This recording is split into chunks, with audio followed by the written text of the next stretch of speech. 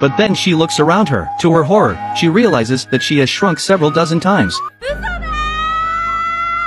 This scream was not answered. Instead, she attracted a yellow dog. The girl was terrified. She was afraid that the dog would come and eat her. Fortunately, the dog's owner appeared. She escaped with her life. Meanwhile, Annie's disappearance has alerted the police. Neighbor Mike heard that Annie was missing. He rushes out to find her. He found a red dress in the cave. Remembering that Annie was wearing this dress yesterday, Mike panicked. He called out for Annie.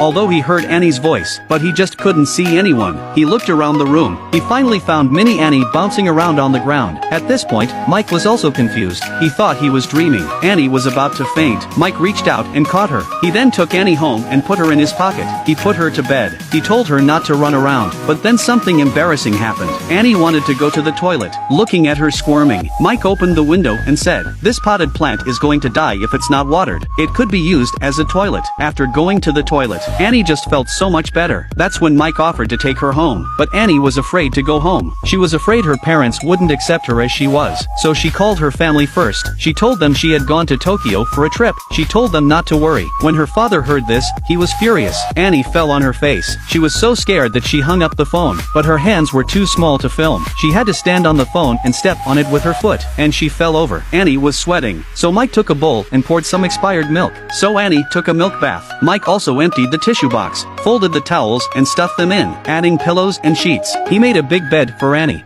House. Just use a tissue box. A scrubbing towel can arrange a big bed for you. The toilet has a 360-degree view. A small bowl to pour some milk in the shower. Don't worry if you don't have a car. He carries his girlfriend in his pocket when he goes out. A free humanoid car. Everyone who uses it says it's great. And that's not all. With a smaller body, the food is also bigger than usual. You can eat one piece of cake for 6 months. It's a great way to feed your girlfriend. But for some reason Mike's always looking sad. It's been a week now. Annie hadn't shown any signs of recovery. One night it was thundering and raining outside. Mike thought of the same weather the day Annie became small. If we had to go through it again, would it be possible to recover? With that in mind, Mike immediately took Annie to the cave. But just as he was about to leave, Annie said she was scared. So Mike slept at the entrance to the cave all night. But unfortunately, the next day Annie didn't return to her old self. Mike seemed to have caught a cold. They came home. Mike collapsed on the floor as soon as they walked in the door. Annie came crawling out of her pocket. When she felt his forehead, she saw that Mike had a high fever. Mike managed to walk back to his room. Annie remembered she could use ice to cool him down, but her strength was too low. With all her strength, she couldn't open the fridge. Annie struggled to get upstairs. Mike reached out and put her to bed. Annie cried and apologized to Mike that she was so useless. She couldn't even open the fridge. Mike reached out and wiped away Annie's tears and said to Annie, "As long as you're by my side." After a night's rest, Mike was healthy again. But then he turned his head and saw that Annie was gone. She was sleeping on her phone. Mike ruffled her hair. Then he went off to school alone. When he got home from school, Annie came running out from behind the pencil with a piece of fabric. She asked Mike to make her a dress. He took out his scissors and cut it out. He took his needle and thread and sewed it together. When it was done, Annie found that she had even sewn her head on. It was true that men were unreliable. Then she remembered she had a doll in her room. The next day she got her sack on her back and went to get it. She opened a crack in the window and jumped in. And just as she got out, she saw someone passing by. She was so scared that she hid behind a flower pot. Seeing that she hadn't been spotted, she slipped into the house as fast as she could. The most ordinary of steps became the biggest obstacle. She managed to get to her room. She rushed to get out her Barbie dolls. Soon she had packed a bag full of them. Just as Annie was returning, the doorbell suddenly rang. Annie had just ducked into the corner of the table. A woman pushed open the window and slipped in. Seeing her sneaky appearance, Annie decided it was a burglar. While she was rummaging around in the cupboard, Annie sneaks upstairs and runs to her phone. She tried to text Mike for help, but as soon as she was halfway through writing, the thief arrived on the second floor. It was too late. Annie pushed the send button, and then she stood still. The thief was about to come in and take a look, but then her phone rang. Annie turned her ear to hear it. She had an accomplice. So Annie crept up to the speaker and pressed the switch. The sound of the song nearly knocked her over. It also scared the two thieves into running away. A short time later, Mike, who had received the message, came back. He was relieved to see that Annie was safe and sound. He was so relieved. Annie was so excited to tell Mike how clever she had been today. She happily tried on her new dress in front of the mirror. Annie danced on the ballet in her ballet dress. Michael was looking at Annie with a lot of love and affection. I wonder what he'll do to bring his girlfriend